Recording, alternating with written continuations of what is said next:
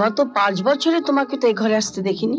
আগে আসলে কি জানেন, কোন ভরসায় আসবো বলুন তো?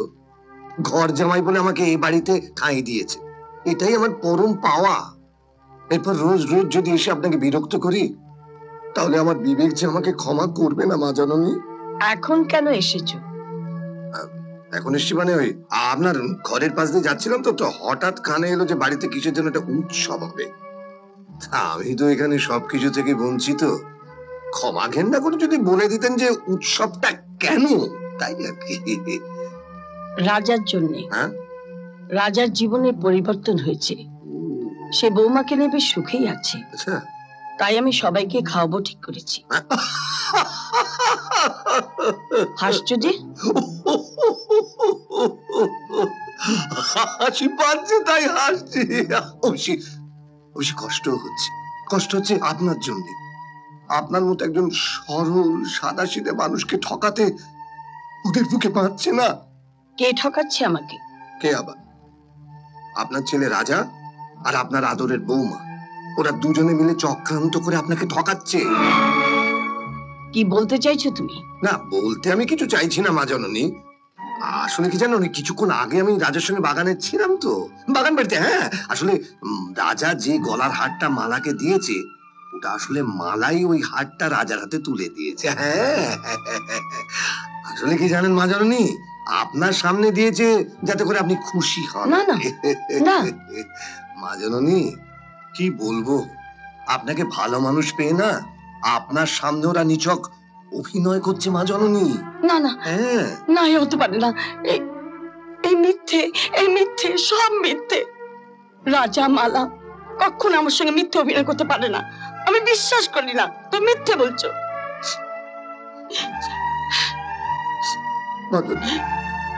আমি মিথ্যে কথা বলিনি মা জননী। জীবনে আমি কোনোদিন মিথ্যে কথা বলতে শিখিনি। আমার কথা যদি আপনার বিশ্বাস না হয়, আপনি যান রাজার ঘরে গিয়ে দেখুন যে রাজা সেখানে আছে কিনা। যদি যদি দেখেন যে সে আছে, তাহলে আপনার পায়ের জুতো, না না আপনার পা কেন, আমার পায়ের জুতো খুলে আমার গালে 1 ডজন বার ঠাই ঠাই করে মারবেন মা জননী। হ্যাঁ, তাই দেখবো। দেখুন। বৌমা, বৌমা,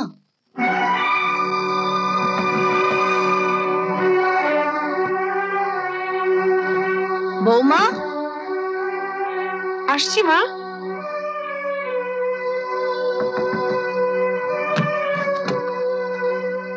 মা, এত রাতে আপনি?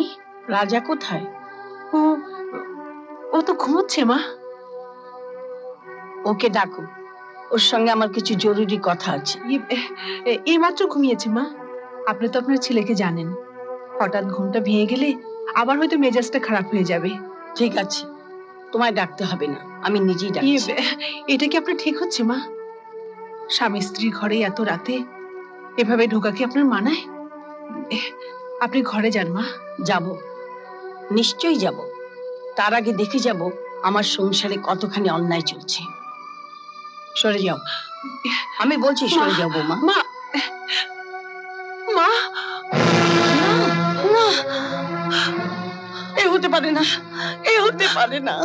এত বড় অভিনয়, এতখানি এতখানি মিথ্যে, না। ও ও মা, ও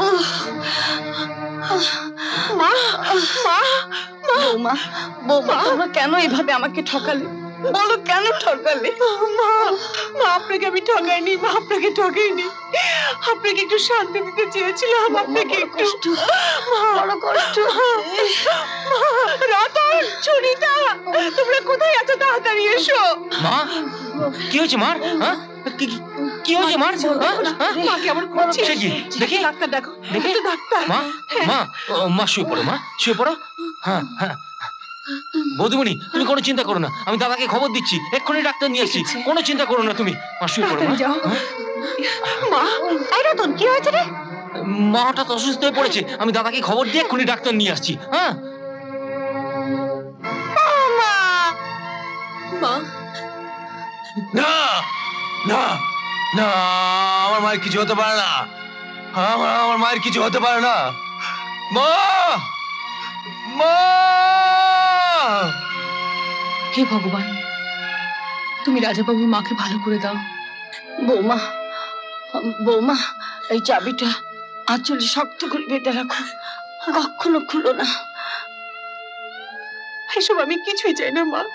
টাকা, গাড়ি, বাড়ি, সম্পত্তি কিচ্ছু চাই না। আপনি আগে সুস্থ হয়ে উঠুন মা, আপনি সুস্থ হয়ে উঠুন। বৌমা, এই সংসারের ভার আমি তোমার উপর দিয়ে গেলাম। রাজাকে ছেড়ে কখনো যেও না। আর আমার এই মেয়েটাকে দেখো, মেয়েটাকে দেখো। কথা দাও বৌমা, তুমি সংসারের ভার নিলে এই সংসার ছেড়ে তুমি কখনো যাবে না। কথা দাও। মা, আমি কথা দিচ্ছি মা, ওদের ছেড়ে আমি কোথাও যাব না মা, কথা দিচ্ছি। বৌমা, আমার রাজা, রাজা কোথায়? মা, রাজা।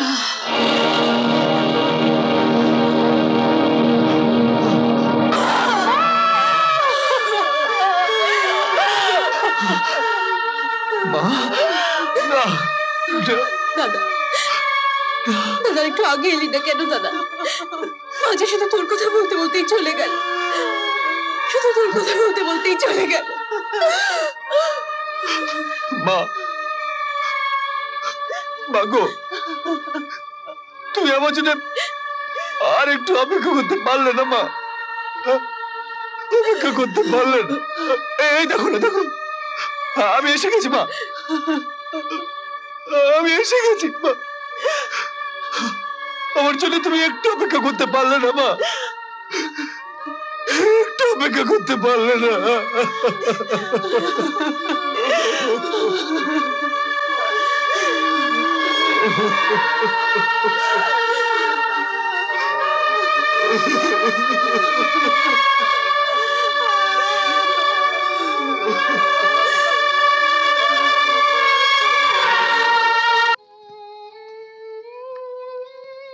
মা চিরদিনের জন্য আমাকে ছেড়ে চলে গেল। তুমিও শহরে চলে যাচ্ছ ডাক্তারি করতে। আমি কি নিয়ে থাকবো বলতে পারো? আহা, আচ্ছা সুনিতা, তুমি কি চাও না যে আমি জীবনে প্রতিষ্ঠিত হই, বড় হই? আর আর শহর তো ওই নদী পেরোলেই, যখন ইচ্ছা হবে আমি চলে আসবো, আর না হলে তুমি আমার কাছে চলে আসবে। তাছাড়া হাসপাতাল জয়েন করেই বিয়ের প্রস্তাবটা দিয়ে মাকে তোমাদের বাড়িতে পাঠিয়ে দেবো।